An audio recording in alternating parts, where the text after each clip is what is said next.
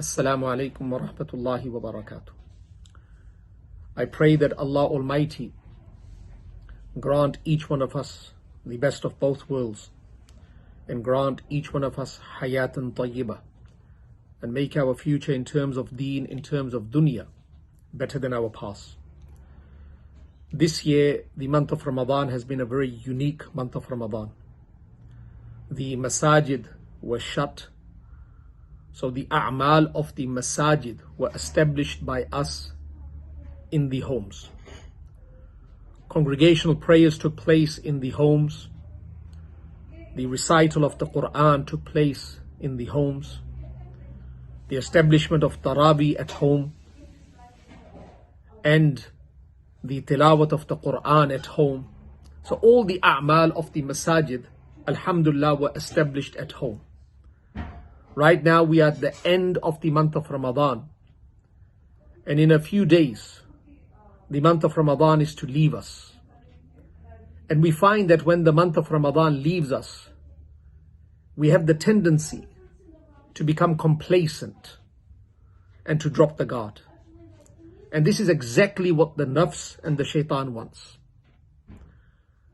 They want us to drop the guard and they want us to become complacent.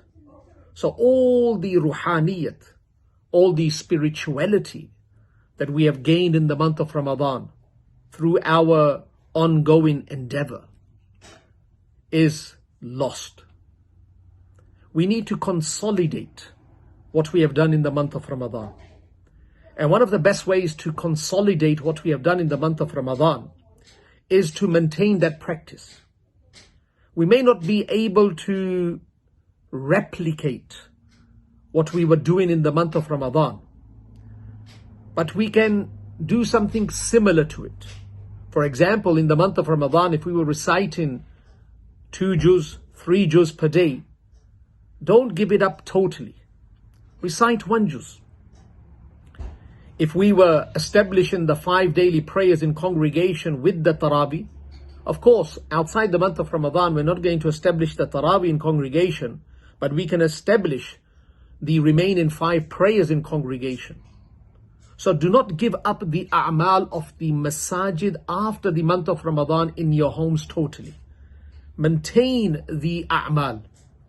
And if we maintain the a'mal, we will maintain the taqwa, the piety, the experience that we received in the month of Ramadan.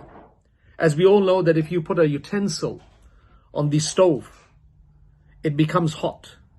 But if you remove it after 5 or 10 minutes, you will find that the intensity starts to drop.